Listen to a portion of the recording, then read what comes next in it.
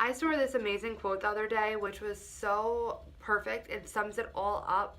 It said, I used to think I was not sick enough until I realized that a healthy person doesn't wish to be sick. Welcome to my channel, or welcome back to my channel. My name is Stephanie. I'm a therapist on Long Island, New York, specializing in the treatment of eating disorders and body image issues. If that interests you, or you're interested in learning about general mental health and well-being, please click the subscribe button down below. I also have Instagram and a weekly blog, which links I will leave in the description below. If you ever struggle with an eating disorder, or you know someone who struggles with an eating disorder, you're likely very familiar with this saying or this idea that I'm not sick enough. And this is a ploy, a total ploy from the eating disorder to really just manipulate you and keep you away from getting the proper help that you need. Why would a person say or think that they're not sick enough, you may ask? Well, if you were asking that, well, there's a couple of reasons. One is I make sometimes recommendations for higher levels of care. And when I'm making those recommendations, it's usually because the person that I am seeing is really, really struggling and they need a higher level of care. They need to have 24/7 supervision in order to be doing what they need to be doing, because if they don't, they're going to start to have, if not already, some serious medical consequences and serious mental health consequences. So when I make this recommendation, I often hear, I could say almost every single time I made this recommendation, I often hear, no, I'm not sick enough. Those spaces are reserved for people who are severely underweight. Those spaces are reserved for people who are about to just drop and end up in the hospital, which is not true. That is something that I'm not saying that people who are like that are not going into higher levels of care, but there's people of all shapes and sizes and levels in their eating disorder that need a higher level of care. And all it is, that idea that you're not sick enough, that is your eating disorder, because your eating disorder sneaks up and it likes to convince you, or try to convince you, and try to convince the therapist, which doesn't work. It tries to convince you that you're not sick enough so that you don't go into a higher level of care. And why would it do that? Think about it for a second. The reason why it does that is because if it prevents you from getting into a higher level of care, that makes its ability to survive that much higher. The likelihood of your eating disorder surviving in a higher level of care is not so great, because you're 24 hours a day, 7 days a week, you are in the care of people who work with eating disorders. And although I try my best to bring this eating disorder out, you only see me possibly 45 minutes a week, maybe a little bit more, but it's definitely not the same as 24 hours a day, 7 days a week. So what is my response to that? I try to get to the bottom of it and make sure that that person can understand that they are sick enough. We get to the root of it, why you believe that you're not sick enough. And then once I get to that point, I make sure that every single day that they come into my office, that they are able to start off recognizing that they're sick enough. And how do I do this? I put a post-it on the wall, this one. I am sick enough. And I ask them to read it, and that's how we start off our session.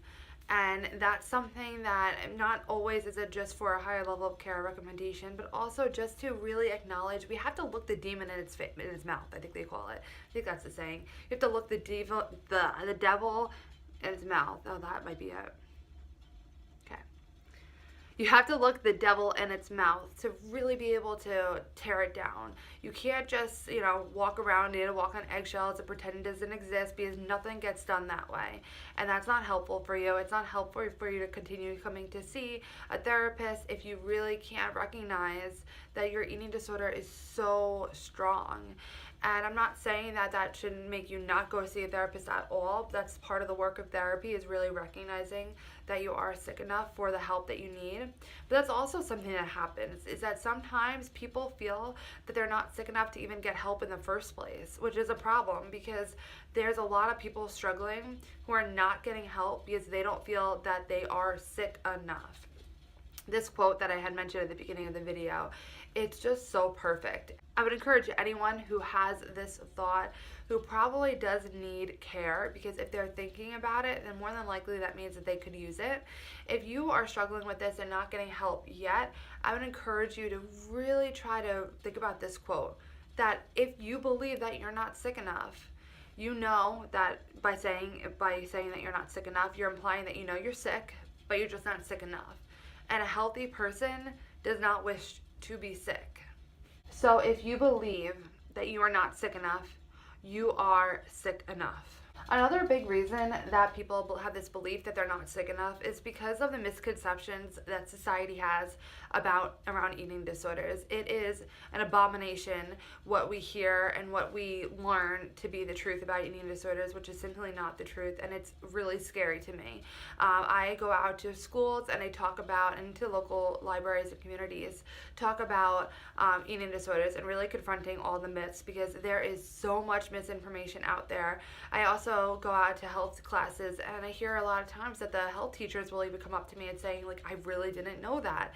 And when they're teaching the curriculum, what they're given, and it's very the extremes of those eating disorders, and it really doesn't touch upon much more than just what the typical stereotypes of each eating disorder is. It doesn't really talk about how many people are struggling, and that it doesn't have to look at that a certain way. It doesn't have to look like a textbook definition of anorexia or binge eating disorder. It can look many different ways, and people are struggling who really, really need help. And they also don't touch upon how it really is a mental health disorder. So if you are struggling with internally, it doesn't matter what your behaviors are, that's something that you are struggling with, and you likely are struggling with the eating disorder, and sooner or later it will come out in your behaviors. It's just a matter of time if you're not getting the proper help. So we really just have all around, we're getting wrong messages about eating disorders. That's the intention with my channel, and when I'm going out to making presentations and doing speaking engagements, is to confront all of this, because it is just not what we're led to believe. So if you are struggling in any way, shape, or form, that's enough, and that you need to get rid of everything society is telling you, and listen to me right now, that if you are struggling in any way, shape, or form with food, or with your body image, or just self-esteem, or whatever it is, get help. There's so much research that says that the earlier eating disorder is caught and treated, the better the prognosis. And what does that mean? It means less treatment likely, less likelihood of needing a higher level of care, and obviously less money, because treatment is super expensive, and if you're getting into a higher level of care, it's going to take you longer, and that's really expensive, and it takes you away from your life. I mean, we don't want all of this for you. So if you're struggling, don't wait until you finally feel that you're sick enough. Get help, because you deserve it. I really hope that you found this video helpful and enlightening. If you did, please give it a thumbs up. Leave a comment down below if you've ever struggled with this thought about whether or not you're sick enough. Yes or no. You can click on my face over here to subscribe to my channel, and I wish you courage to reach out to get help on your journey to finding your state of balance. And I'll see you in my next video.